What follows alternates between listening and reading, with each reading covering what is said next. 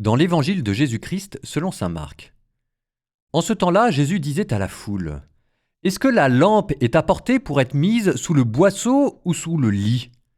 N'est-ce pas pour être mise sur le lampadaire, car rien n'est caché, sinon pour être manifesté. Rien n'a été gardé secret, sinon pour venir à la clarté, et si quelqu'un a des oreilles pour entendre, qu'il entende. » Il leur disait encore : « Faites attention à ce que vous entendez. La mesure que vous utilisez sera utilisée pour vous, et il vous sera donné encore plus. Car celui qui a, on lui donnera, celui qui n'a pas, on lui enlèvera même ce qu'il a. »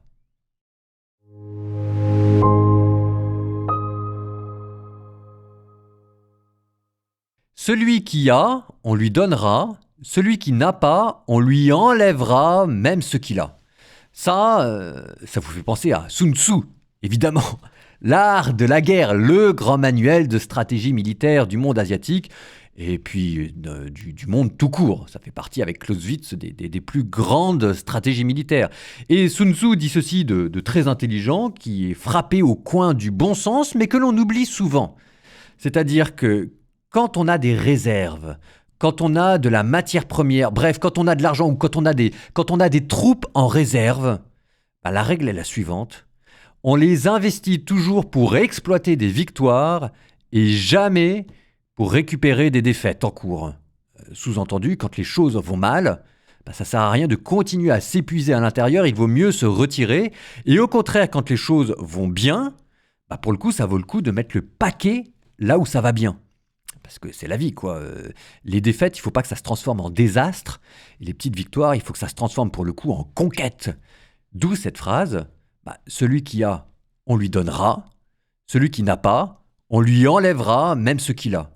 Ce qui vous donne un principe, je pense, pour vous, quand vous donnez de l'aumône, enfin pas de l'aumône, parce que l'aumône c'est pour les pauvres, donc là c'est gratuit, on n'attend pas à ce que ça porte du fruit. Mais par exemple, quand vous donnez au denier du culte, quand vous donnez pour l'église, alors vous pouvez donner à l'institution tout court sans vous préoccuper de où ira l'argent, mais si jamais vous vouliez savoir où donner votre argent, et que vous dites moi ça m'intéresse de savoir où va mon argent, puis ça peut être quelque chose de bien, hein. Enfin, vous pouvez donner à l'institution tout court et faire confiance aux supérieurs, mais vous pouvez aussi vous dire moi ça m'intéresse de savoir où part mon argent. Les deux se valent.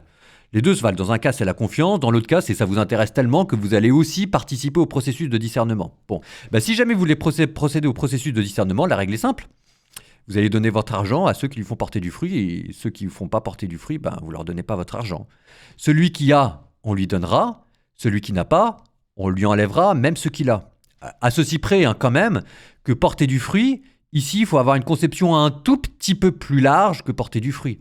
Je veux dire, ça vaut le coup de donner de l'argent, même aux gens qui vont dépenser leur argent dans un apostolat gratuit qui, à première vue, n'apporte pas tout de suite de fruits.